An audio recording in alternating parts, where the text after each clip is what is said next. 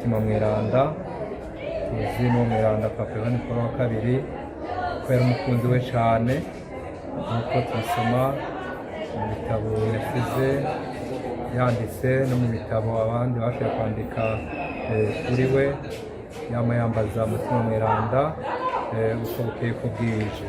Abanyeshure bo mu Gatolika iga muri kaminuza ibikorwa uko bitunganijwe n'umunsi w'igenekerezo rya 19 ukwezi kwa kane umwaka wa 2026 indwi yuguruwe umunsi mu kigo ca Ndongozi batwagabanya inyigisho inkuka y'imisa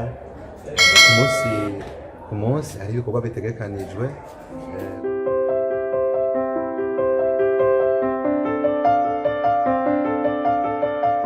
Namwe bagenzi bakunzi ba Axia Vibe TV teka ryawe teka ryandi teka ryacu kwemera kuvyara ubuzima mwaramutse canke mwiriwe bivanye naho muherereye. Kuri uyu w'Imana igenekerezo rya 19 ndamukiza mwaka wa 2026 huguruwe indwi yahariwe umunyeshuri Katolika yiga muri kaminuza muri diocese nkuru ya Bujumbura. Ibirori bikaba vyabereye mu kigo c'abepiskopi kijejwe abarayike ingo n'ubuzima benshi bita muri Ndongozi. Inkuka y'imisa ikaba yarirongowe na Patiri Janvier Nizigiyimana ari kumwe na Patiri Deo Tubabonye basanzwe bari mu gisata c'abarayike muri diocese nkuru ya Bujumbura kumwe na Patiri Alexandre Gashirahamwe. Mu nyigisho yatanzwe kuri uno w'Imana Patiri Alexandre Gashirahamwe akaba yashimikiye kuri mutima mweranda. Inyigisho nabashikirije uyu munsi yarishimikiye kuri mutima mweranda tuzi n'umweranda Papa Yohani Paul wa kabiri ko yari umukunzi we cyane nk'uko tubisoma mu bitabo yasize yanditse no mu bitabo abandi bashoboye kwandika kuri we yama yambaza mutima mweranda uko bukeye ko bwije kugira ngo ashobore kuyobora neza ubusho umukamo yamushinze. Mwumvise yuko nagarutse no ku rukundo ko nk'uko mubizi umutima mweranda ni urukundo rwa data na mwana, niwe abandanya tumurikira n'abandanya twigisha kugira ngo dukomere muri urwo rukundo kandi n'urukundo ruvuye mu majambo ruheza rukagaragarira mu bikorwa na cyane cyane mu bikorwa byo kumva ko turi umwe mu guharanira amahoro. Patiri Janvier Nizigiyimana arongoye igisata c'abarayike muri diocese nkuru ya Bujumbura aratubwira icivugo gihariwe inondwi. Twisunze na cyane icivugo cya diocese nkuru ya Bujumbura kijya dusanzwe dusubiramwo ngo dukomeze ekereziya muryango kugira ubumwe n'urukundo no gusabikanya ivy'Imana iduha tugerageza ntituje kure y'ico civugo.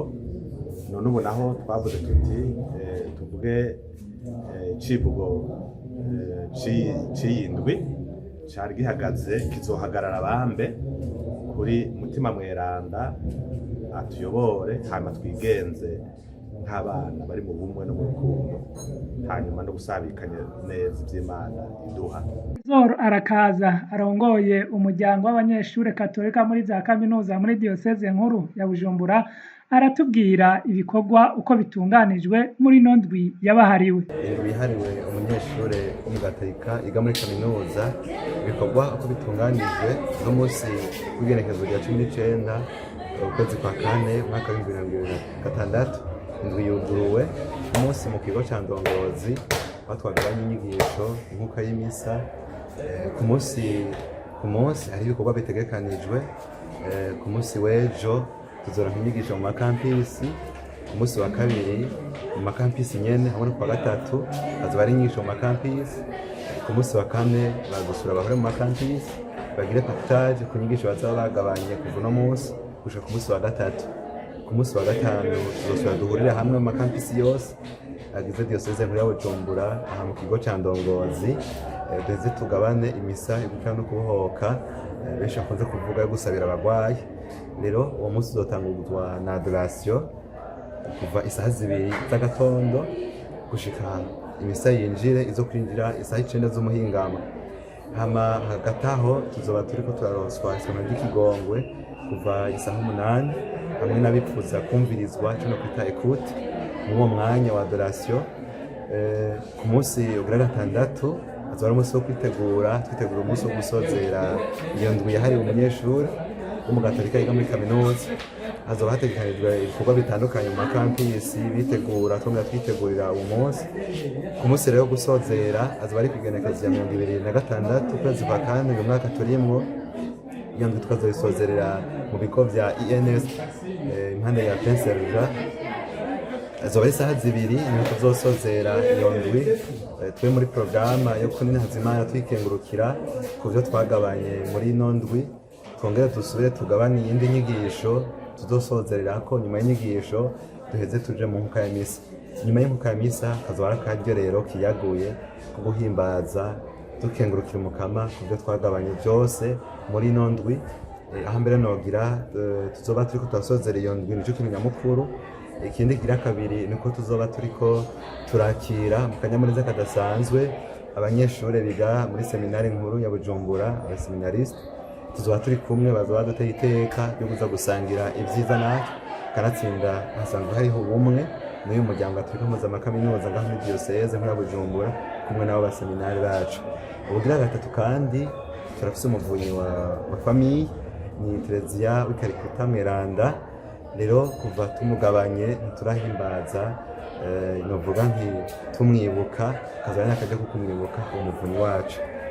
Ijambo Nizigiyimana aratubwira kandi ico biteze inyuma ya zino nyigisho. Twiteze ko inyuma y'ibyiza twateguriye Eklezia ibaha, twizeye yuko kwemera gukomera, tukitega yuko urukundo n'ubumwe bikomera. Hanyuma kile gikomeye nibaza ko nokongera ko nuko aha murabona ntibaba ari benshi, murabona abanyeshuri amajana 5 ubihumbi n'ibihumbi b'abakatolika canke n'abatari bo. Ivyamwa twiteze nuko boca nk'akariro kagenda kongereza abandi nabo bakaronka kuvyo twasangiye mugabo abantu bose bashikirwe n'ivyo twakwiye ngaho. Ibice biboneka buno nyene ndetse tubona neza yuko hari cakozwe mugabo burya mutima Mweranda akora gute nyene buke ariko twiteze yuko mu bintu koko kutungura kuko turemera Imana kandi tukemera yuko iduherekeza mutima Mweranda yuko akora.